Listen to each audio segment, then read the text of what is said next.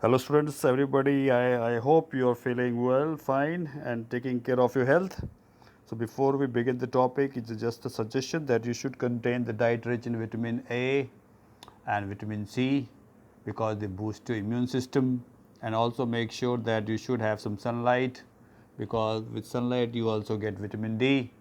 So they all components combine together to boost our immunity. Okay, let's begin the topic for the day. As you can see on the screen, the topic is diversity, and today we will deal basically with plant diversity. Okay, so we call the topic as plant taxonomy. Now, in taxonomy, write it down the definition for that, what it means for. So, this branch called taxonomy in science means naming, defining and classifying. Underline all the three terms: the science of naming, defining and classifying. All these three terms should be there. The groups of biological organism on the basis of certain features. So, in taxonomy we read about that how to name, define and classify organisms. So, in taxonomy we have these hierarchy that you have to learn in the respective order, starting with kingdom, then goes to phylum, then class, then order, then family and followed by genes or genus. So, these are some of the important part and you have to learn them in this sequential order. So, in order to learn them in order, we have a certain mnemonic that you can learn, that is king, play, write it down, king play chess on finely, okay, finely grained sand, okay, finely grained sand. So, with these you can learn this in order. Why? Because you can see in the whole term, each letter gives you the answer. So, king, you get the K for kingdom, then play, P gives you phylum, then chess, C gives you class, on, O gives you order, finally F gives you family, genus from the word grain, and the last word is species. So, that is for sand. So, approximately you can see, you can learn this whole table with a simple mnemonic, since you have to write them into a proper hierarchy order. So, that will help you out. So, again check out the names. So, we have the word for all of them. First one is kingdom, then phylum, class, order, family, genus and last is species. Now, this is gentleman called Carlos Linnaeus, basically who has evolved this idea of nomenclature. So, that is the way we name the organism in scientific terms. So, before we further proceed, this is a simple flow chart you can see for plant kingdom for the day. So, generally we divide this plant kingdom into two main parts. One is spore bearing plants, okay, SPORE, and other is seed bearing plants. So, under spore bearing plants we have some names such as algae or algae we pronounce, mosses and ferns. So, these three names we will have. Algae we will have under the division Thallophyta, you read it about. Then mosses we have under the heading Bryophyta, and ferns under the heading Pteridophytes. So, that we will be reading about this name as the tutorial proceed. While in case of the seed bearing plants, we have again two categories. One is the flowering plant, we call them angiosperms, other are the gymnosperms. And further the angiosperms has got two subtypes, you can call it monocots and dicots. So, this should be known to you because this is the whole information that we are going to read about it. So, as I have told you, taxonomy is the science that deals with the identification, classification and naming. Okay, underline all the three terms: identification, classification and naming of the plants, because we are reading today the plant taxonomy. Now, in general, if you want to study about the taxonomical system, so we have plant and animal kingdom. So, for plant kingdom, we use the word division. When we study about animal kingdom, then we use the word phylum, okay? While the rest, class, order, family, genus, species, will go as it is. So, only you should know two terms. One is division, other is phylum. So, now we have a second scientist, underline the name, called Ernst Haeckel. Underline the word Ernst Haeckel, the name is there in your textbook. So, he is the one who produced or gave the term called protista. So, we read about this term protista in the coming tutorials. Now, this plant taxonomy, as we have been letting you know, so taxonomy is the study of the respective features of the classification system of various organisms which we have just told you. Now, the question arises, why we need taxonomy, or what is the importance for taxonomy? So, write down these points according to this order. So, number 1, it will enable us a systematic manner to study the all living organisms, or in case of plants, all the type of plants, because we have approximately close to 300,000 species of plants only. So, you can see it is quite a big number. Then you want to arrange the data of information for the knowledge, and most important, of course, that there is something called, we want to study the genetic relationships, genetic relationship among the various plants or the origin of plants, and as a result we also want to know what are their habitats, so we can, and what benefit we can get from them. So, all these points makes the taxonomy the important subject to study about. Now, we have one more gentleman named here, scientist, who approximately put them, the plant kingdom, into 5 subparts, you can call it, or the kingdom into these of 5 kingdoms here, the complete kingdom study line. So, now the name was Robert Whittaker. So, write down this name, the Robert Whittaker. He classified this organism under 5 kingdom, okay.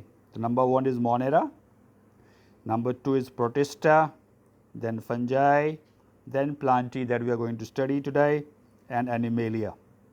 So, under Monera we have bacteria and prokaryotic cells. Under Protista, the name just we have read about, Ernst Haeckel. So, it consists of algae, protozoans and eukaryotes, while the fungi and algae, we will see the difference about them.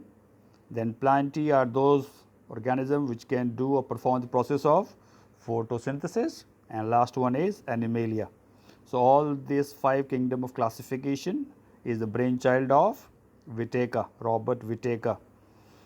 And before we proceed into the stuff, then you should know some definitions. So, what basically is the kingdom? It is the highest level of classification, okay, in animal and plant kingdom, while the other factors are also referred as the word as division in plants, while in case of animals I have told you the word is phylum. Now, this is the part that you should be knowing when we study about the flowering plants, okay. We call them the seriate plants, generally this, under the heading called spermatophyta. So, if it bears a flower, we call it angiosperm, otherwise we call them a gymnospermy. So, under angiosperm we have dicotyledons and monocotyledons. So, please make sure this term should be in your knowledge. So, when we study them, they should be for your helping hand. Now, let us begin the plant kingdom in particular, okay. So, first division under plant kingdom is called Thallophyta. So, write down that word Thy, Thallophyta, okay, Phyta. So, Thallophyta in particular, or thallus is the word, which is unorganized sector or unorganized mass. So, we have these examples under Thallophyta, okay, Tyallo, write it down, Tyallo, Phyta, Thallophyta. So, the terms are Ulva, so Ulva, so these names are in your textbook, please check them off. Then is Spirogyra, then is Chara, Chara, so these names are somewhat different, so you have to learn them. Then Cladophora, and last is Ulothrix, Ulothrix, okay, Ulothrix.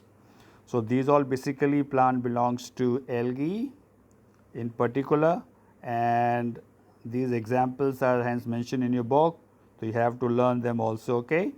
Now let us see that what are the features of these plants called Thallophyta are.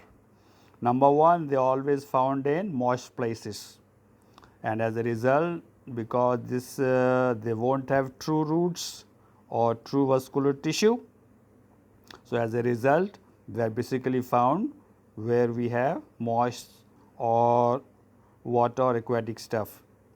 Then they are autotrophic in nature, means they can make their own food, and basically the examples some of the consist of fungi, which basically can't make their own food, so they depend upon other host.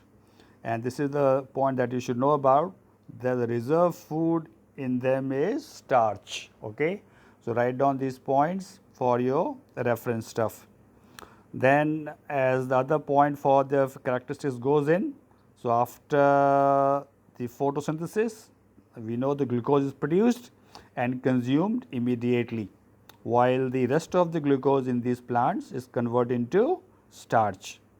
Then they have a cell wall, because they are plants of course, and which is made up of cellulose, and this plant point I already have told you. So the vascular tissue is absent in them, and most important that the 6 organs are simple and single cell. Okay. So there is no embryo formation after fertilization. So these are some of the points for the thallophytes. So if you want to summarize this point in brief, so you can say that these thallophytes are basically non-mobile organisms, and they are lower plants because the body mass is not differentiated. So they have a body mass in terms of thallus. Okay. So they are not differentiated into root, stem and leaves. And then Spirogyra is the one which is the most important example, and you have to draw that diagram also, that will follow in the tutorial itself. And further, I have told you they are further classified into 2 big divisions, fungi and algae. Then comes the second division under plants called, as you can see on the screen, Bryophyta. Okay, Bryophyta. And these plants have further consist of 3 divisions of non-vascular plants under the heading we study about, called liverworts, hornworts and mosses. So we will deal about or study about mosses for this particular class line. Okay. So as I have told you, these bryophytes basically are the group of plant species that produce via spores rather than flowers. Okay. So since they can't make or they can't have flowers, so they reproduce through spores. Okay. And basically I have told you that these plants have these 3 big division you can call further, or the categories of mosses, hornworts and liverworts. The further features for these bryophytes is that these plants which have these characteristics, as I have told you, they are non-vascular plants, and this plant again they do not have roots but have primitive stems and leaves, we can call them, and underline this point, they have rhizoids. Okay. So they won't have roots, so they have called the structure RHIZOIDS. Okay, rhizoids. So write down this term, and as a result these plants, that is the most important part of that should be known to you, that these plants, the mosses in particular, so they basically need water for their survival. Okay. Because of this reason they are also called amphibians of plant kingdom. Amphibians. Okay. Amphibians of plant kingdom. So without water, their formation, their living is next to impossible, because they need water for generation for their respective spores. Okay. And the plant can entirely dry out. As a result, when in contact with water, they again revive themselves. So for them to continue their life cycle, they need water for that. Then the third category of or third division under plant taxonomy is pteridophytes. Okay, so these pteridophytes is a vascular plant. Make sure earlier this property is not there in those earlier divisions. So they are vascular plants, and because pteridophyte produce neither flower nor seeds, so all these thallophyte, bryophytes, pteridophytes are categorized under a category called cryptogams. Okay, crypto is hidden, gams. Okay, cryptogams. So write down this word. It is also mentioned in your book.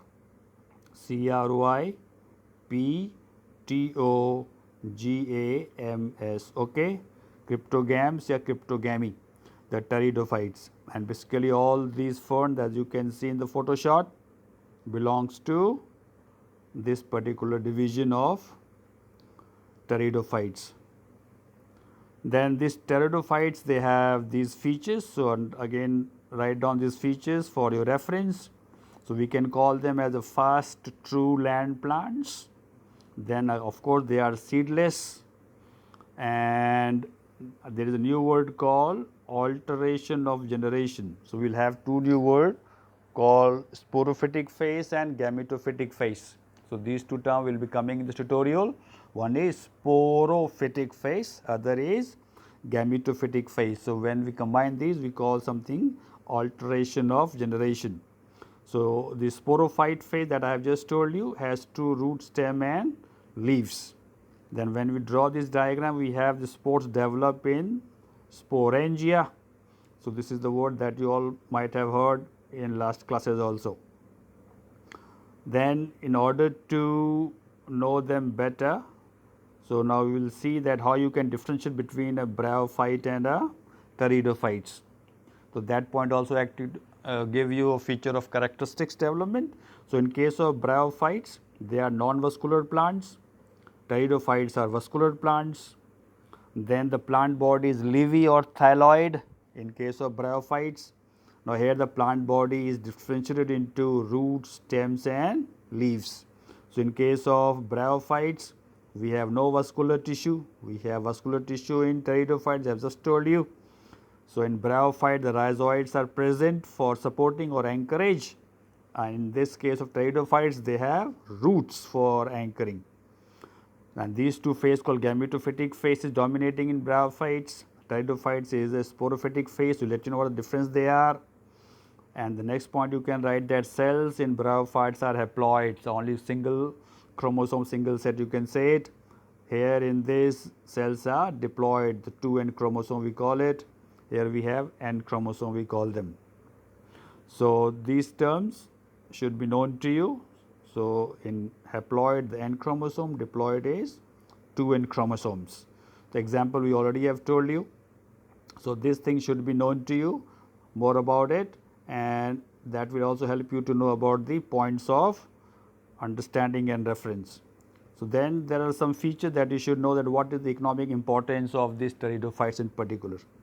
So they have first the ornamental value, because normally we all have the plant fern because of the good foliage in our homes. Then there are lot many drugs obtained from these plants for medicinal value. Then they act as a soil binding because they prevent soil from erosion, and of course they are being used for various biofertilizers. So write down this economic importance. First ornamental value, then lot many medicines obtained from them, then they bind the soil, and as a result they prevent soil erosion, and then of course they are used for the making of biofertilizers. So these are some of the importance for the pteridophytes. Now this is the example of the plant fern. You might have seen in your books also, the diagram is there. So the labeling must be done by you. So the roots and the rhizome, this diagram is also in your practical notes copy. Okay, so you have something called petiole, and new term for you is fronds, F-R-O-N-D-S. So check out the meaning for that, because this could be 1 mark question in lot many papers. So as I have told you, in case of the thallophytes, we have the algae, and the algae, one important is Spirogyra. So you have to draw this diagram and label it properly. You might have drawn it in other classes also. So they have outer layer called cell wall, having those pigment called chloroplast, and then they have cytoplasmic threads, big large vacuole, and there's a new word called perinoids. Okay, now I want to let you know, or you should write this definition, that what are perinoids and what are their functions. So please write it down. This is again sometime we ask you for 1 mark question, what are perinoids. So under bryophytes we have the example called Funaria, and in this Funaria again you have this diagram in your textbook as well as in practical books. So we have these two terms, sporophyte and gametophyte, we studied just now, and there is a here new word called setae or setae the word, and the capsule. So these some terms should be known to you because you will need them for labeling it. So these are the terms we are looking for that and you should write it down because they will help you out in your future study material. The first is gametophyte and then is sporophyte. Okay. So as I have told you, gametophyte has haploid, that is n number or single set of chromosomes, while sporophyte has 2n, that is the 2 sets of chromosome. The second point is that sporophyte reproduce asexually and gametophyte goes for sexual reproduction. So underline these two terms, that is more than enough for us when we study about or differentiate about gametophyte and sporophyte. So make sure you make a note of them, write them in your respective practical copies as well as your respective bio notes copies. Draw these diagrams carefully, and the next tutorial will be on the various topics under animal kingdom. So read these various divisions and their features, and make sure that take care of your health. Have a nice time.